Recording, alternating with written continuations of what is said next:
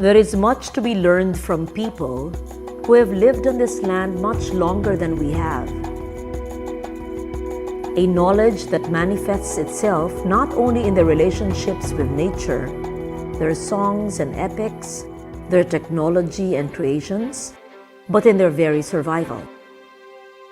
Only by being aware of this heritage of the indigenous can we find not only our roots, but our direction. Their pride and ours, captured in one word, Dayaw.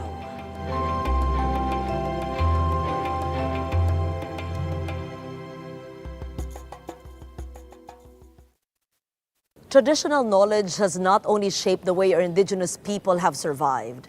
Time-tested methods of building, construction, and architectural ornamentation have also guaranteed the survival of our churches, administrative buildings, ancestral homes, symbols of our colonial heritage. But for how long? After the great earthquake hit the Visayas in 2013, the vulnerability of many colonial structures was laid shockingly and irreparably clear.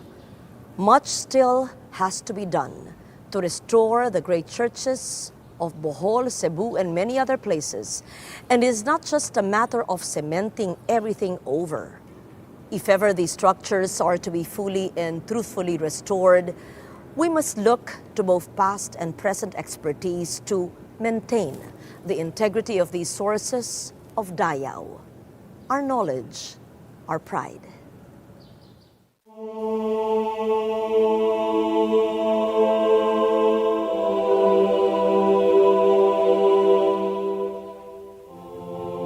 We all felt deeply disturbed upon viewing these images. The great churches of Lobok and Baclayon in Bohol in ruins.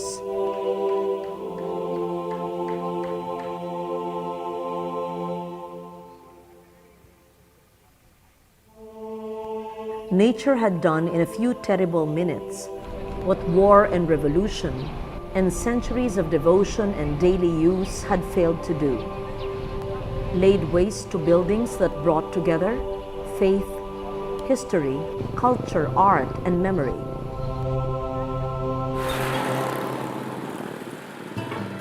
As a concerned government agency struggled to rebuild these structures, one important observation comes to light. Conscientious restoration must take into consideration the sensibilities and shared memories of the community while maintaining a building's historic and stylistic integrity.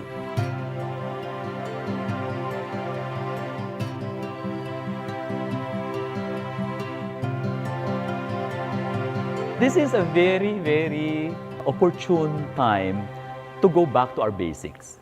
Now, we have to know exactly how do we define our heritage. Is our heritage just the structure? Or is the heritage also the intangibles and the traditions of the community? When you talk about the church, do you talk about the stone? Do you talk about the timber only? Or do you talk about the processions and the masses and the marriages and all this? Is that the church? Structure is also as good as its technology. It's everything. There are just so many things that you have to research. When your church gets declared by the National Historical Commission of the Philippines or the National Museum or NCCA, you don't just get declared just overnight. You submit this voluminous database about the structure, the measurements, the history, maybe the meaning to the people, all different aspects about that particular site. When many of the structures in Bohol fell, many structures have already been well documented. That's a very, very good scenario for what happened because finally we have something to work on. Zerudo points out that it isn't just natural calamities that can obliterate heritage. Even more pressing is civil unrest and ideological conflict. Now, many of our structures, whether here in the Philippines or abroad, because of the conflicts, the assaults, areas like in Syria, in Iraq, in Yemen, the burning of the Timbuktu libraries in Mali. All of this really provide us new ways of looking at it because you have to reconstruct it because these are memories of the people. People will try to regain back their memory, no? And their memory is very much attached to the fabric of that particular place. So these are new philosophies that will be evolving very soon. Memory, your idea of authenticity, that will be challenged. In a time when nature's new norm includes earthquakes and storms of unimagined intensities, a visit to two important colonial heritage sites shows us just how much work has to be done to build the database and map the sites that should never, ever be just a memory.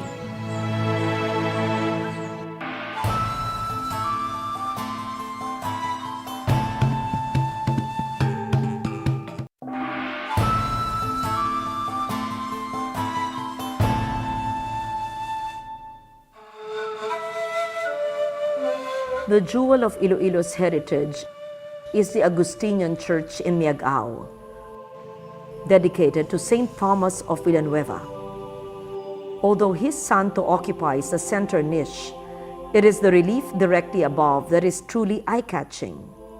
Here, St. Christopher is seen in a tropical landscape with papaya as he crosses the river bearing the child Jesus.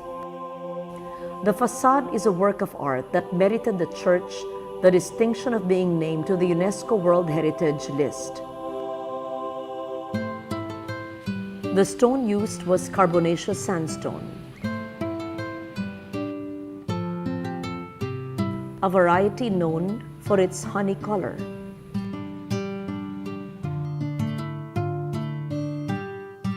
In late afternoon, the light bathes the entire structure in a subtle reddish gold gleam. Miag-ao Church was built starting in 1786 and it was finished in 1797. This was built for 11 years and so many men in this town labored to build this magnificent church. The stones were quarried about 18 kilometers away from the mountains of the neighboring town of Igbaras. Some of it were quarried from the barangays of Dingle and Calampitaw of this town. The stones are sandstone, but the carbonaceous type, which makes it honey-colored. And from the mountains, they cut it into big bricks and put it all together using egg white, lime, and sand, the combination of which we call mortar as adhesive. It's a little mystery how our ancestors were able to carve on sandstone because as of now, sandstone proves to be very vulnerable to metal. So when we use metal chisels to carve on sandstone, the tendency is for the sandstone to easily break. I think our ancestors were able to develop a kind of technology where the boulders of sandstone were immersed first on water to soften it a little bit, and then they carve it using heavy friction with wood materials. One of the geohazards recorded in this church is the settlement due to the accumulation of moisture. As we can see, the walls of this church are made of heavy-duty materials, but deep inside it are plain rubble and mixed stone materials. So it's very vulnerable to the trappment of moisture. And through the years, moisture is trapped inside, so it has to be let in order to declog the walls and to minimize the weight of the whole structure that goes against the soil underneath. The Church of San Joaquin in Iloilo is another Augustinian jewel that must be preserved. The facade depicts a long-forgotten but important Spanish victory, the Battle of Tetuan in Morocco, in which the Moors were defeated. Built from coral stone in the 19th century, the story of its construction is part of the community memory. This church was constructed using coral blocks hauled from Punta Malagting at Barangay Kataan, part of the town of San Joaquin. It was brought to this town using bamboo raft, and the San Joaquinons have to haul that from the water's edge all the way to the area where the church is now presently located. The bell tower was destroyed during the 1948 earthquake, but as of now, we were just trying to restore the facade. It was done through the supervision of the National Historical Commission of the Philippines, and we had to use the local materials to bring that back again. And we used a lot of lime and yellow sandstone and egg white to replace or restore the losses on the facade. And as regards to the color, or we had to use the original material, or you have to be very, very close to the original material, which was used by the builder of this church. So to bring back the red tint, we had to use the red bricks we found all over the place, and the blue color used the blue Siwaragan stone we hauled from the river of Siwaragan.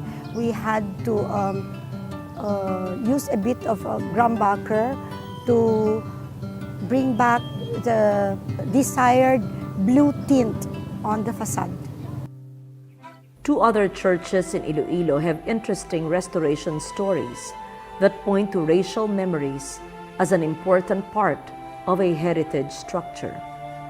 The first is a Church of the Immaculate Conception in Oton.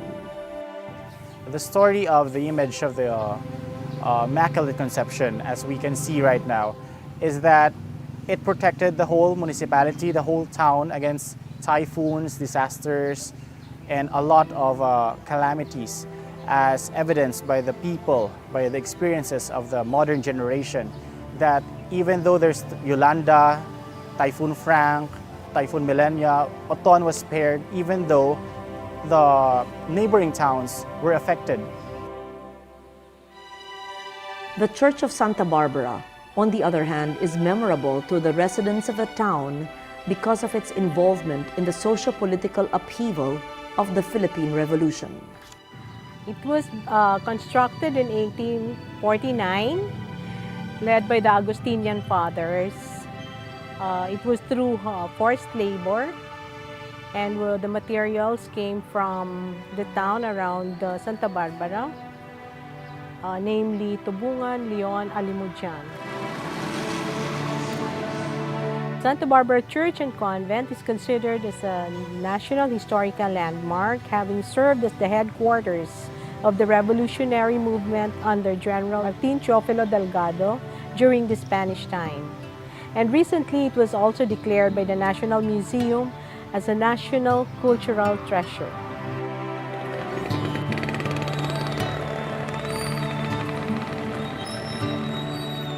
Community and local government efforts will be very important in undertaking the cultural mapping that must be the norm for all heritage sites. Vigan in Ilocos Sur is one such exemplary site. They put up convention centers based on their heritage. They put up conservation complexes based on their heritage. They did so many museums based on the maps that they were able to put together. They renewed many of the traditional crafts based on the heritage. No? So they deepened many of the researches. The moment the city becomes very active in terms of investment in tourism, the land prices shoot up. You couldn't get a piece of land now in that very prime space of Crisologo Street or any other place in Vigan. So it's very encouraging. It's a very good model. We're thinking, no, Vigan doesn't have the beautiful beaches of Boracay, the beautiful mountain ranges of the Cordilleras. But we do have a very rich culture and history. Now, slowly, the Vigan houses have evolved back to what it was originally, because they were all shop houses. So shops on the ground and living quarters on the second floor. When we had a movement to have Vigan inscribed in the UNESCO World Heritage List, there were actually two things that they were looking into also. And one is that you have protective legislation. And the second one is that you have community participation.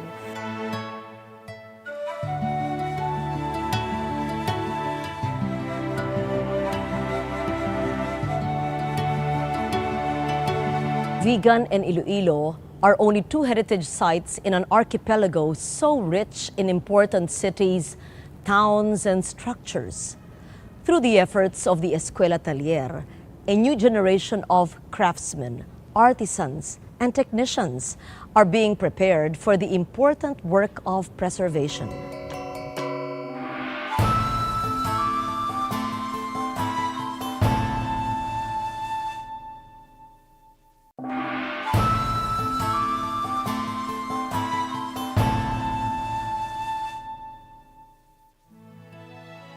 At the Escuela Taller, young Filipinos can truly say that they have a firm stake in the past and that modern technology and methods are their tools. Escuela Taller was established in Spain in 1985 because they figured that they had a lot of problems of unemployment for the youth. And then at the same time, they had a lot of heritage structures that needed conservation. So they thought, why not marry the two? Escuela Taller here in Intramuros is the first in Asia.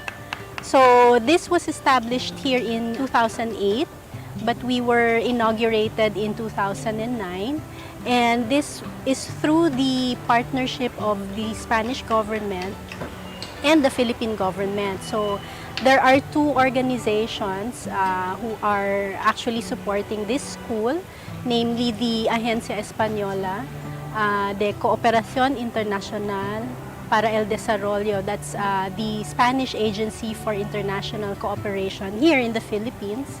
And the Philippine counterpart is the National Commission for Culture and the Arts. The courses that we offer here are related to construction.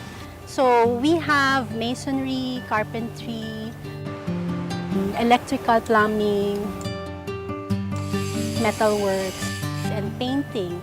So those 6 trades are what we offer here, but we have an additional specialization course, which is in traditional construction. We also add workshops or lessons they learn here are in traditional construction. For example, under masonry, the students not just learn how to construct using concrete and hollow blocks, but they learn how to work with stone, bricks, using the traditional methods of construction. And then there are the young Filipinos whose talents are now being put to the service of heritage in the future. Malaki po kasi yung pagkakaiba eh. Kasi po yung hawak po namin is napaka-importante po niyan. Heritage yan eh. Kailangan pangalagaan mo po talaga. Yung iba kasi construction, as in, magtatayo ng building, magtatayo ng kung ano-ano. Kami po kasi, restoration, conservation. Pinakonserve po namin yung mga lumang simbahan para po mapanatili sila at mapaganda. Dati po, napapadaan po ako sa mga lumang simbahan, napapapasok po ako. Napapatingala po ako kung paano nila ginagawa, kung paano nila inuukit isa-isa yung mga ang hihirap na mga bato. Di ko po alam yung yung salitang adobe dati. Pag pumapasok ako, akala ko lang, concrete lang yan, ganun. Tapos po, nung pumasok po ako ng eskwela, talagang doon ko po nalaman yung kahalagahan niya. Kung paano siya pangalagaan, kung paano siya i-handle ng maayos. I think that the restoration community or the people involved in restoration here are getting more and more engaged and committed to restoration work and conservation work.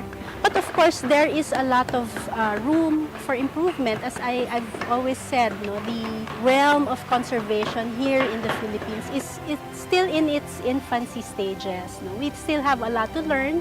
We need to be able to work together, create more synergies between the public institutions and the private sector, for example, in all these efforts that we're doing now. The old techniques are very suited to our environment and our climate. We are an earthquake-prone region. That's why we cannot build structures using the European techniques.